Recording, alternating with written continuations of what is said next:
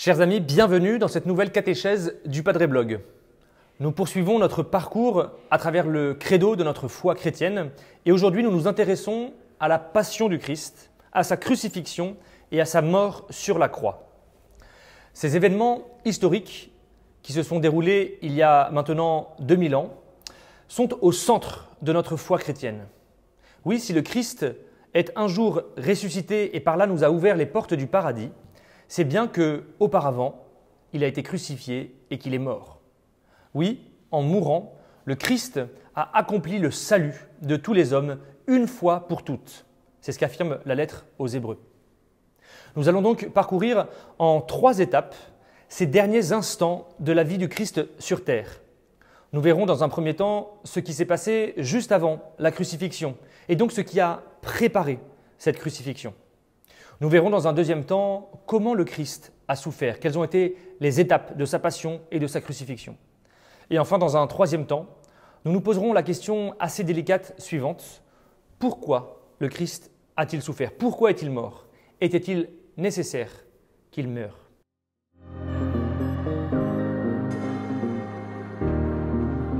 Première étape, avant la crucifixion.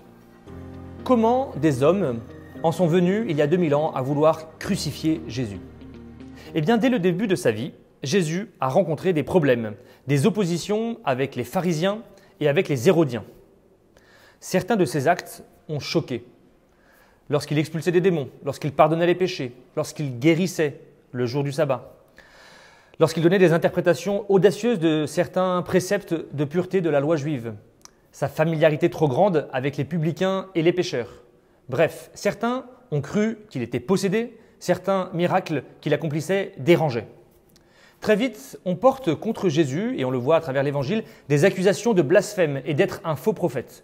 Or, ces choses-là sont punies par la mise à mort. Plusieurs fois, on a essayé de mettre à mort le Christ. Par exemple, en Luc, on dit « Ils se levèrent, ils poussèrent Jésus hors de la ville, ils le menèrent jusqu'à un escarpement où leur ville était construite afin de le précipiter en bas. » Pour les Juifs de l'époque, Jésus a semblé agir contre 3 points fondamentaux de la foi du peuple élu. La loi de Moïse, le temple de Jérusalem et la foi dans le Dieu unique. Alors si vous le voulez bien, reprenons ensemble ces 3 éléments les uns après les autres. Le rapport entre Jésus et la loi de Moïse. Jésus commence son enseignement en disant et en déclarant ceci « Je ne suis pas venu abolir la loi et les prophètes, non, je ne suis pas venu abolir, mais accomplir. » Vous trouvez ce passage en Matthieu 5, 17. Puisque Jésus est le Messie d'Israël, il se doit d'accomplir évidemment toute la loi de l'Ancien Testament. Mais il le fait d'une manière bien spéciale en la dépassant, en allant encore plus loin. Oui, Jésus, puisqu'il est le Messie, vrai Dieu et vrai homme, il est à la fois le législateur, celui qui promulgue la loi, puisqu'il est Dieu lui-même, mais il est aussi sujet de la loi. En se faisant homme, il a accepté d'être sujet de la loi. Chez lui, la loi est donc gravée dans le cœur. Elle n'est pas extérieure, comme c'était le cas pour les Juifs, qui avaient, eux, la loi inscrite sur les tables. Jésus ne se présente pas à ses contemporains comme un simple rabbi, un maître, parmi d'autres qui interprètent la loi et qui donne son avis sur la loi de l'extérieur. Non, il en donne le sens le plus profond, le plus fondamental. Comme il le dit lui-même, le Fils de l'homme, c'est-à-dire lui, est maître même du sabbat. Or, ce sabbat, c'était une des prescriptions fondamentales de la loi. Jésus se place au-dessus du sabbat. Oui, Jésus a autorité sur la loi puisqu'il est le Verbe de Dieu. Il est la parole de Dieu et que cette loi n'est rien d'autre qu'une parole de Dieu. C'est donc lui, Jésus, qui donne l'interprétation définitive de la loi. Après que Jésus ait parlé, on ne peut plus rien rajouter. Tout est accompli. C'est cela qu'ont remis en cause les docteurs de la loi, les scribes et les pharisiens. Pourtant, Jésus s'était montré envers eux plein de pédagogie. Il a même accompagné ses paroles par des signes et des miracles qui attestaient de sa divinité et donc de son autorité de législateur et de vrai interprète de la loi. Deuxième élément, les rapports entre Jésus et le temple de Jérusalem. Jésus a manifesté tout au long de sa vie un lien très fort et plein de respect pour le temple de Jérusalem. Il y est allé au moins une fois par an pour le grand pèlerinage annuel que les Juifs font à Jérusalem. Il y a été présenté dès sa naissance par Marie et Joseph. Il s'y est retrouvé à l'âge de 12 ans, pendant 3 jours, avec les docteurs de la loi, dans une grande discussion. Bref, Jésus est un familier du temple de Jérusalem. Il en parle comme la demeure de son Père, il en parle comme d'une maison de prière. Il y a un épisode où on voit Jésus qui est dans le temple et qui en renvoie les marchands, les gens qui faisaient les échanges monétaires dans le temple et qui vendaient les animaux pour le sacrifice. Il le fait parce qu'il considère que ces gens-là dénaturaient la dignité de ce lieu qui était justement non pas une maison de trafic, mais une maison de prière. Et pourtant, peu de jours avant sa mort, il annonce très clairement et très explicitement la destruction de ce temple. Vous pouvez lire cela en Matthieu 24, versets 1 et 2. Et ceci s'accomplira d'ailleurs historiquement, réellement, après sa mort et sa résurrection vers l'an 70. Jésus sait très bien que le temple a de la valeur parce qu'il est le lieu que Dieu a choisi pour se manifester, pour se rendre présent à son peuple élu. Mais puisque Jésus est lui-même le Fils de Dieu, il est lui-même la présence réelle et pleine de Dieu sur terre, eh bien, il peut s'identifier pleinement et naturellement lui-même au temple en se présentant comme la demeure définitive de Dieu parmi les hommes. Jean 2, 21. Ainsi, quand Jésus annonce la destruction à venir du temple, il parle à la fois de la destruction historique du temple qui est fait de pierre et ce temple-là qui se trouve à Jérusalem et qui sera détruit par les Romains, mais il prophétise aussi et peut-être même surtout la destruction du sanctuaire de son corps. Il prophétise sa mort. En clair, il annonce cette mort corporelle qui précédera sa résurrection. Il annonce donc aussi, mystérieusement, que le temple, celui fait de pierre, sera remplacé par un autre temple, un temple spirituel, celui-ci. Un temple non fait de main d'homme. Ce temple-là, c'est l'Église, la communauté de ceux qui ont foi en Jésus et qui seront baptisés au nom du Père et du Fils et du Saint-Esprit. Voilà pourquoi Jésus avait fait cette prophétie de la destruction du temple et voilà pourquoi il a dit « L'heure vient où vous n'irez plus ni sur cette montagne ni à Jérusalem pour adorer le Père, mais l'heure vient et c'est maintenant, dit Jésus, où les vrais adorateurs adoreront le Père en esprit et en vérité. Tels sont les adorateurs que recherche le Père. Dieu est esprit, dit Jésus, et ceux qui l'adorent, c'est en esprit et en vérité qu'ils doivent l'adorer. Pas besoin, en tout cas plus besoin, du temple de Jérusalem, une fois que Jésus s'est manifesté au monde. Tout ceci a semblé scandaleux à beaucoup de Juifs de l'époque du Christ, et donc ils l'ont accusé pour toutes ces prophéties qu'il avait annoncées. Vous pouvez voir ça en Marc 14, versets 57 à 59. Troisième élément, Jésus est la foi au Dieu unique. On l'a compris, le rapport de Jésus à la loi et au temple ont semblé problématiques pour les autorités juives de l'époque. Mais le véritable scandale, le scandale le plus profond, ce qui était vraiment et profondément inacceptable à leurs yeux, c'était que Jésus prétende être l'égal de Dieu. Cela s'est manifesté en particulier dans le rôle que prétendait avoir Jésus dans la rédemption des péchés, lorsqu'il pardonnait les péchés à ceux qui s'approchaient de lui. En effet, pour un juif, seul Dieu peut pardonner les péchés. En pardonnant les péchés des hommes, Jésus a mis les autorités religieuses d'Israël devant un grand dilemme. Ou bien Jésus blasphème, car c'est un homme qui se fait l'égal de Dieu, comme on le voit en Jean 5, 18, ou bien il dit vrai, et sa personne est une manifestation de Dieu. Il est lui-même de nature divine. Comme on a pu le voir dans d'autres vidéos, Jésus prétend réellement être fils de Dieu au sens fort. Il prétend être de nature divine. C'est ça qui a déboussolé les Juifs de son temps. En plus de cela, il leur demandait de faire un pas énorme dans leur foi.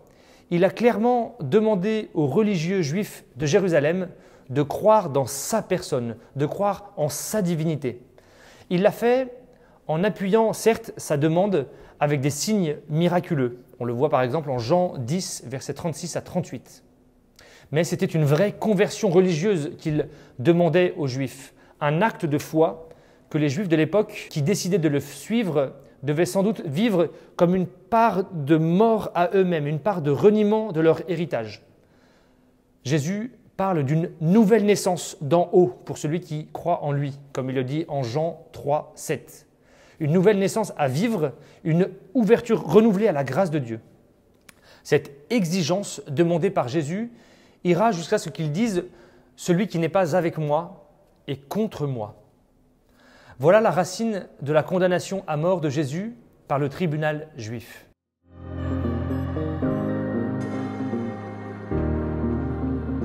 Nous nous posons maintenant la question « Comment Jésus a-t-il souffert ?» Quelles sont les étapes de la passion et de la mort du Christ? Comment a-t-il souffert? Voyons tout d'abord le procès. Comme nous l'avons déjà dit, Jésus a été condamné à mort par les autorités religieuses juives pour blasphème. Ceci dit, nous avons des témoignages que, y compris parmi les autorités juives de l'époque, certains ne souhaitaient pas la mort du Christ. L'Évangile nous parle du pharisien Nicodème, par exemple, qui était contre la crucifixion du Christ. Mais il nous parle aussi d'un notable juif, Joseph d'Arimathie, qui était en défaveur de la condamnation de Jésus. Parmi les juifs du peuple, saint Jean nous informe qu'un bon nombre crut en Jésus juste avant qu'il soit condamné. On voit ça en Jean 12, 42. Ils croient en lui, même s'ils avaient peur de se déclarer pour lui à cause justement des autorités. Le Nouveau Testament témoigne d'ailleurs du fait que, après la mort et la résurrection du Christ, de nombreux juifs qui étaient des sympathisants avant sa mort, de nombreux juifs, et y compris même des prêtres, on voit ça en Acte 6, et des pharisiens en Acte 15, se convertissent et embrassent la foi en Jésus. Ce qui apparaît clairement, c'est que les autorités religieuses de Jérusalem qui ont condamné Jésus à mort l'ont fait pour des motifs multiples. En plus des motifs religieux que l'on a déjà évoqués, le blasphème, certains avaient peur que si les Juifs étaient de plus en plus nombreux à suivre Jésus, eh bien ils avaient peur que cela fasse de l'agitation et que les Romains, craignant cette agitation, en viennent à détruire Jérusalem, ou tout du moins le temple et peut-être même toute la nation juive. C'est pourquoi le grand prêtre des Juifs de l'époque, Caïphe, proposa de mettre à mort Jésus. Il le fit en disant à ses confrères du tribunal « Il est de votre intérêt qu'un seul homme meure pour le peuple et que la nation ne périsse pas tout entière. » Jean 11, versets 49 et 50. Alors pourquoi ce sont les Romains qui ont crucifié Jésus et non pas les Juifs? Eh bien, vous le savez peut-être, depuis l'occupation romaine de la terre d'Israël, à partir de moins 63 avant Jésus-Christ, les autorités juives ont perdu le droit de mettre à mort les condamnés. Les Romains les en empêchaient pour avoir la main mise sur ces grandes peines, ces peines les plus lourdes. La solution qu'il leur reste, c'est donc de livrer Jésus aux Romains en l'accusant non pas de blasphème cette fois, mais de révolte politique, en exerçant un certain chantage sur les autorités romaines pour qu'elles condamnent Jésus à mort. On lit en Luc 23, verset 2, « À la fin du procès juif, l'assemblée tout entière se leva et on amena Jésus chez Pilate. Les Juifs se mirent alors à accuser Jésus en disant « Nous avons trouvé cet homme, Jésus, en train de semer le trouble, sous-entendu politique, dans notre nation. Il empêche de payer l'impôt à l'empereur et il dit qu'il est le Christ, le roi. » Les Juifs font devant Ponce Pilate de Jésus un trouble politique. C'est pourquoi Jésus a vécu non pas un procès, mais deux procès. Un premier procès fait par les Juifs, un second devant Ponce Pilate. Il a été, pourrait-on dire, condamné 2 fois à mort, une première fois pour blasphème par les Juifs, mais il n'avait pas la possibilité et le droit de mettre à mort, et donc il a été condamné une 2e fois pour révolte politique par les Romains, mis sous pression par les autorités religieuses juives. Comme on le voit, le procès de Jésus manifeste une certaine complexité qui nous est rapportée par les évangiles. Il est difficile de trouver un ou plusieurs personnes qui soient responsables personnellement de la mise à mort de Jésus. On est plutôt devant un acte collectif dans lequel on dénombre plusieurs personnes. Ça va de Judas jusqu'à un certain nombre des Juifs, membres des autorités religieuses. Ça va jusqu'à Ponce Pilate, la collaboration des soldats romains, une foule d'anonymes, la lâcheté des apôtres qui s'enfuient, etc. Il est donc pour nous chrétiens hors de question de considérer l'ensemble des Juifs, l'ensemble du peuple juif, comme responsable de la mort du Christ. À ce sujet, le dernier concile, le concile Vatican II, dans les années 60, a été très clair. Je cite, « Ce qui a été commis durant la Passion ne peut être imputé indistinctement à tous les Juifs vivant à l'époque, ni même aux Juifs de notre temps. » En revanche, l'Église affirme que ce sont tous les pécheurs qui furent d'une certaine manière les auteurs et les responsables de la passion du Christ. Oui, chacun de nos péchés, chacun de mes péchés, atteint d'une certaine manière le Christ lui-même. C'est bien pour ça que chacun d'entre nous peut dire « Je suis coupable de la mort du Christ ». En tout cas, je le suis chaque fois que je m'éloigne de lui, chaque fois que je pêche contre Dieu ou contre mes frères. C'est ainsi que saint François d'Assise a dit, par exemple, « Les démons, ce ne sont pas eux qui ont crucifié le Christ, c'est toi qui, avec eux, l'as crucifié et le crucifie encore chaque jour, à chaque fois que tu te délectes dans les vices et dans les péchés. » Dans le Nouveau Testament, on lit aussi que ce sont ceux qui se plongent dans les désordres et dans le mal, qui crucifient de nouveau dans leur cœur, autant qu'il est en eux le Fils de Dieu par leurs péchés. On lit ça dans la lettre aux Hébreux au chapitre 6, verset 6. Maintenant, penchons-nous sur l'événement de la Passion. Une fois condamné par les autorités religieuses et civiles, Jésus est conduit jusqu'au lieu de la crucifixion, en portant sa croix sur les épaules. Les spécialistes et les historiens sont unanimes pour dire que le récit de ces événements, que l'on trouve dans chacun des 4 évangiles, eh bien, la partie de cet évangile qui raconte cet événement, c'est la partie la plus ancienne des évangiles sur la vie du Christ. C'est ce que les chrétiens, au fond, ont voulu tout de suite mettre par écrit pour faire circuler le récit de ces événements. Ce n'est que dans un deuxième temps que les auteurs des évangiles ont complété le récit en racontant ce qui s'était passé avant, depuis la naissance du Christ jusqu'à sa passion. Cela dit bien pour nous l'importance qu'attachaient les premiers chrétiens à ces événements et aux derniers instants de la vie du Christ sur la terre. Reprenons ensemble les événements dans l'ordre. Tout commence avec la fête de la Pâque juive. Jésus a à peu près 33 ans et il s'est réuni avec ses disciples à Jérusalem. Il est monté à Jérusalem comme à son habitude pour célébrer cette grande fête qui fait mémoire de la sortie du peuple juif de l'Égypte. Les événements qui vont se dérouler alors sont les suivants. Le repas de la Pâque avec les disciples, que l'on appelle aussi la Sainte Seine, et durant laquelle Jésus annonce déjà qu'il va mourir. Il lave les pieds de ses disciples en signe d'amour infini pour eux et il institue le sacrement de l'Eucharistie. Il y a ensuite l'agonie de Jésus au jardin des Oliviers. Ensuite vient l'arrestation, puis les 2 procès dont nous avons déjà parlé. Enfin, le chemin de croix, Jésus est chargé de sa croix et il marche vers le calvaire. Et enfin, la crucifixion et la mort du Christ sur la croix. Suivra son ensevelissement dans une tombe neuve. Je n'ai pas le temps, dans cet enseignement, de reprendre en détail toutes les étapes de cet événement. Je vous invite en revanche, vous tous qui écoutez, à prendre le temps de les parcourir ou de les reparcourir en ouvrant un évangile. On ne médite jamais trop ces épisodes de la vie de Jésus qui sont d'une richesse incroyable pour notre vie spirituelle. Là, dans ces événements, se trouve le témoignage d'amour le plus fort que Dieu nous a donné, la crucifixion et la mort de son Fils, qui est mort pour nous.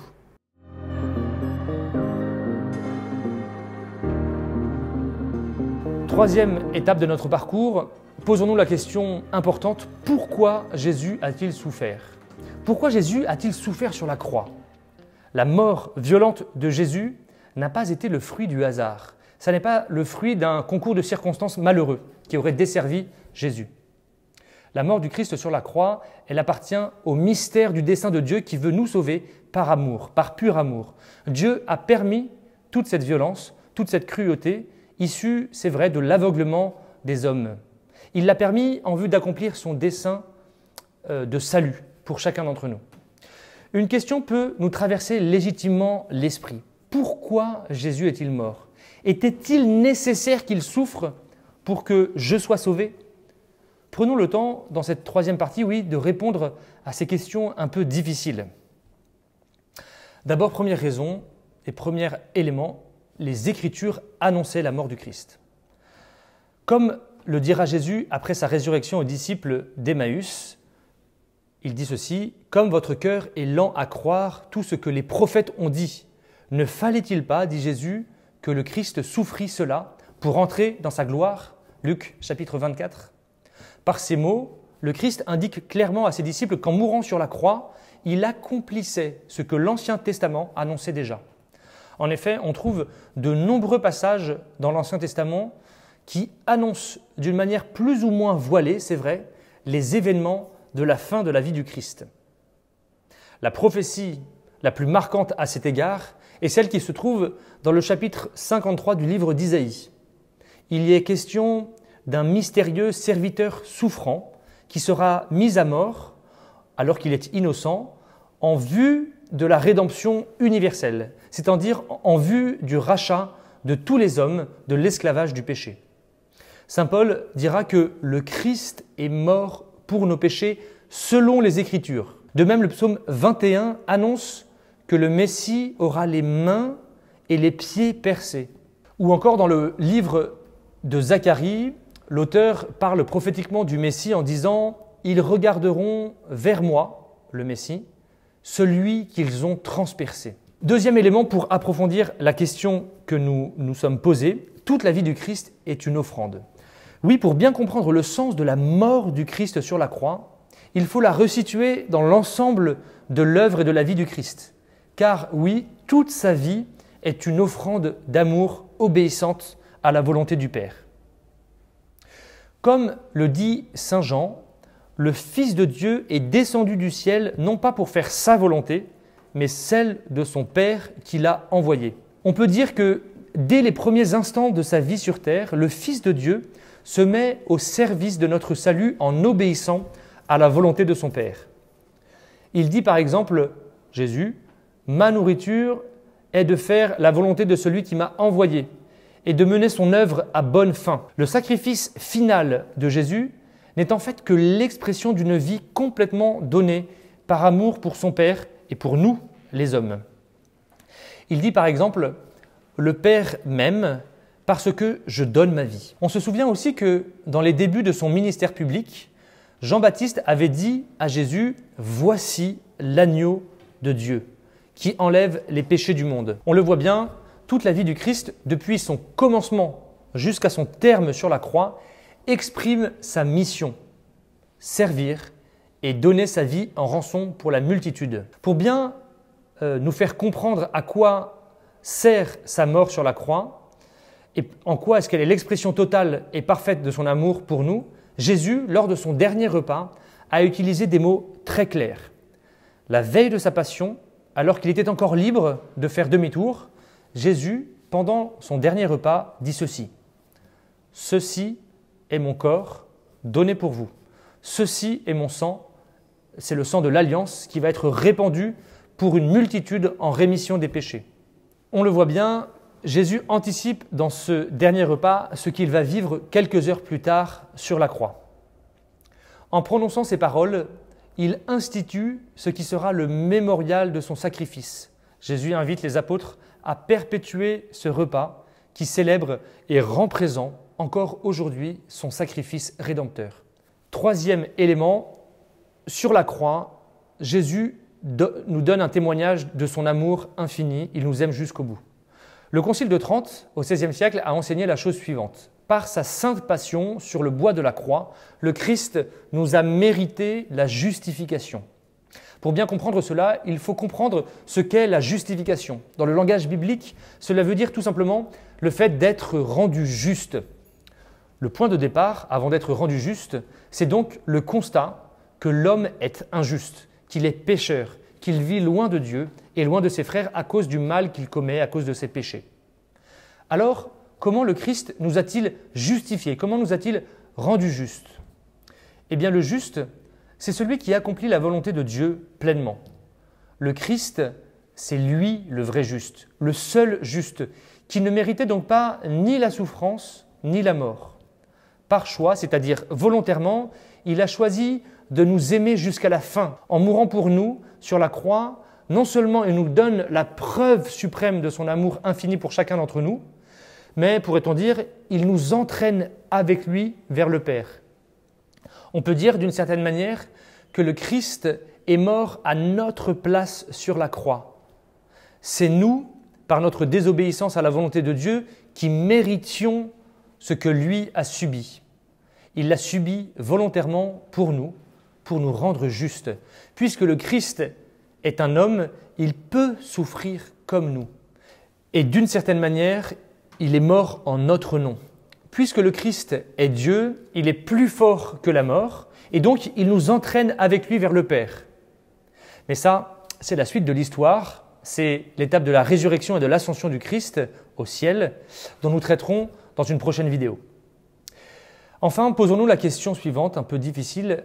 Fallait-il nécessairement que Jésus meure sur la croix? Oui, on se pose parfois aussi la question de savoir si le Christ devait mourir nécessairement sur la croix pour nous sauver. Lui qui est Dieu, ne pouvait-il pas nous sauver autrement?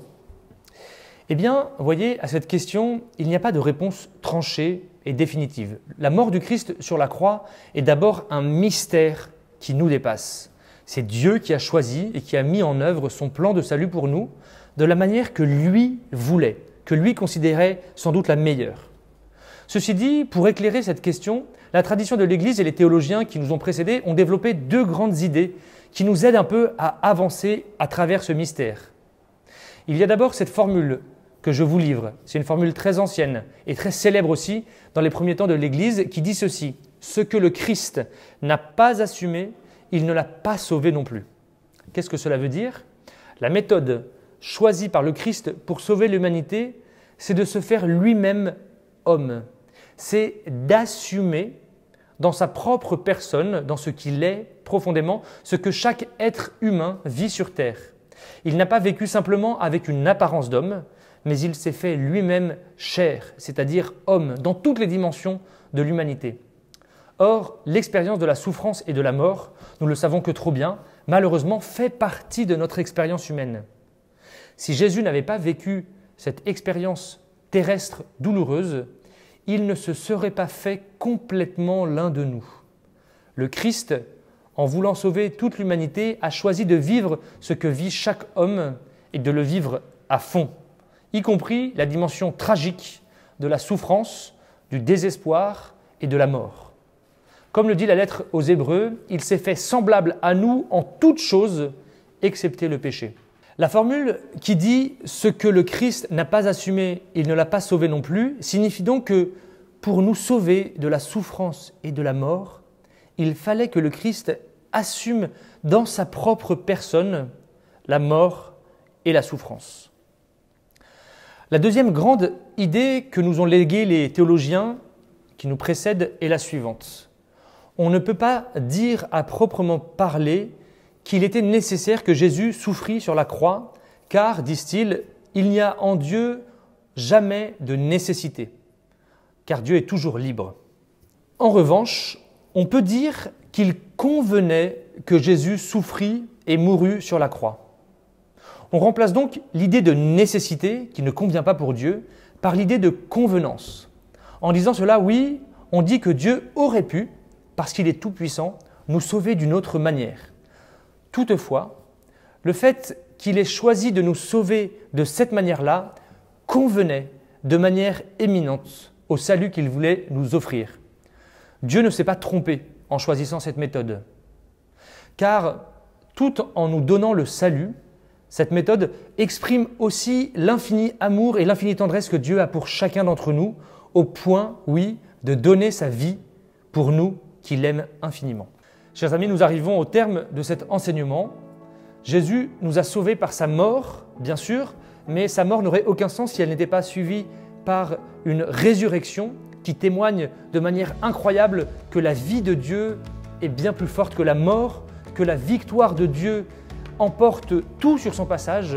Alors rendez-vous pour notre prochain enseignement, notre prochaine catéchèse sur Padre Blog.